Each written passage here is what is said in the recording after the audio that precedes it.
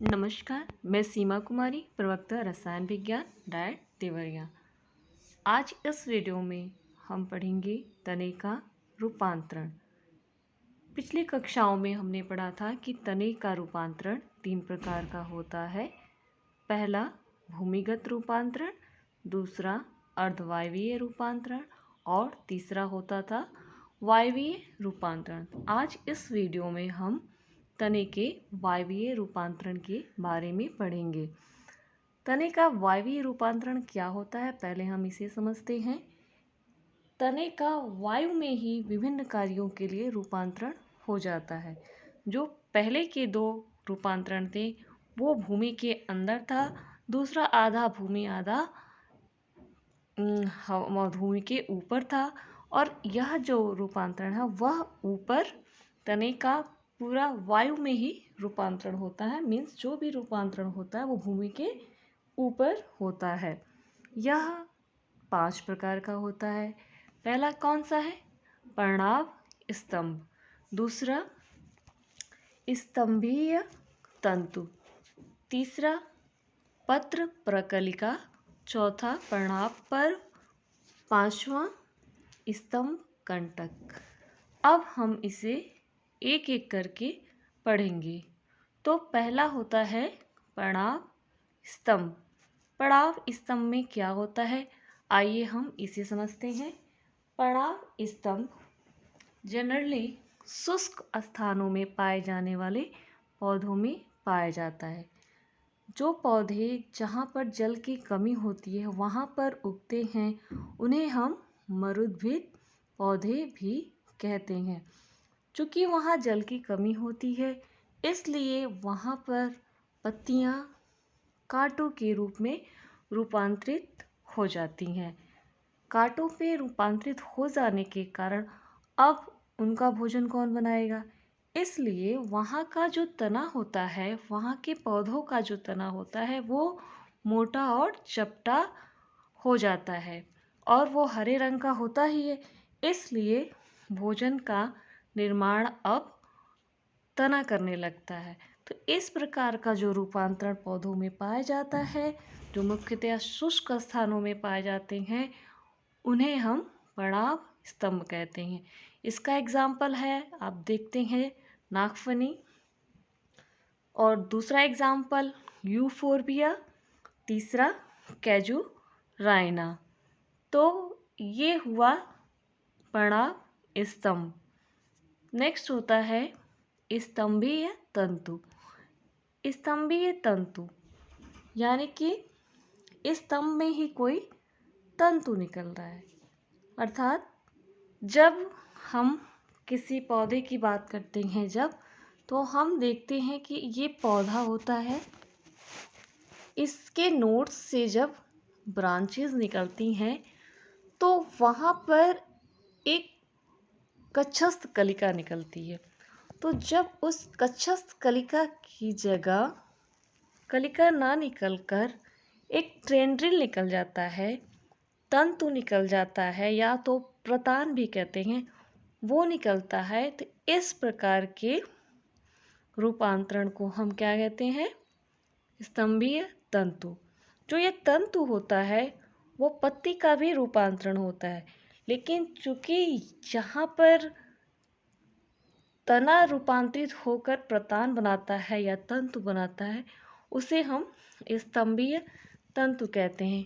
इस फिगर में आप देख रहे हैं, यहाँ से पत्ती निकली है और यहाँ से एक तंतु निकला हुआ है। इसी को हम स्तंभीय तंतु कहते हैं, क्योंकि यहाँ से ब्रांचेस निकलनी थी लेकिन ब्रांचेस न निकल के वहाँ पे तंतु निकला है। इस प्रकार के जो तंतु होते हैं उन्हें हम स्तंभीय तंतु कहते हैं। नेक्स्ट होता है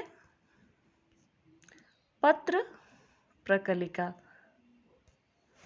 पत्र प्रकलिका में होता है, जिसका आप फिगर में देखिए कि जहाँ से नोड्स निकल रही हैं, जैसे यहाँ से यहाँ पे तो टेंड्रिल निकल गया, लेकिन यहाँ पर क्या होता है, एक कलिका निकलती है। जिसमें भोजन का स्टोर होता है, यानी कि भोजन का संग्रह हो जाता है। तो आप जैसा फिगर में देख रहे हैं यहाँ पर यहाँ से पत्ती निकली है, और अभी पीछे आपने देखा था कि स्तंभीय तंतु में क्या था, इस बड की जगह क्या निकल गया था, प्रतान या तंतु निकल गए थे। लेकिन यहाँ पर क्या होता है, यहाँ पे फल जैसा स्ट्रक्चर दिख रहा है, वो है बड, वही है प्रकलिका। इसमें भोजन का संग्रह हुआ है। जब ये फल या फिर बड कहेंगे, जब अलग होता है और फेवरेबल कंडीशन पाता है, तो उससे नए पौधे का विकास हो जाता है। और इस नए पौधे का मतलब ये हम कह सकते हैं कि इस पौधे का जो वंश वृद्धि होती है, वो एक मेथड बन जाता है इसका, मीन्स ये कायिक विधि हो जाती है इस पौधे से एक नया पौधा बनाने की। तो इसका एग्जाम्पल आप देखिए, एक डायस्कोरिया है, दूसरा होता है लहसुन। लहसुन का भी पौधा यदि आप लोग देखे होंगे, तो लहसुन का पौधा ऊपर एक बड जैसा स्ट्रक्चर बन जाता है, उससे भी हम नए पौधे बना लेते हैं। नेक्स्ट होता है पर्णाभ पर्व।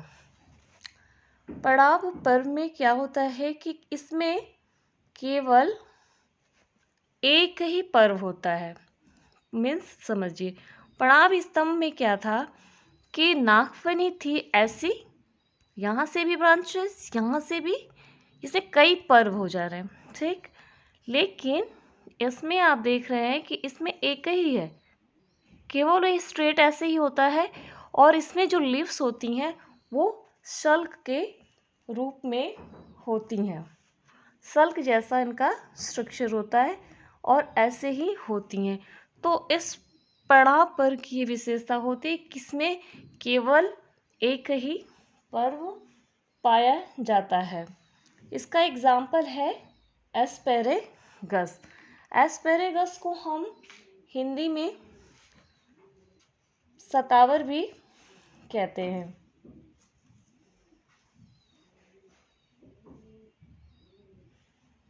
अब नेक्स्ट आता है स्तंभ कंटक।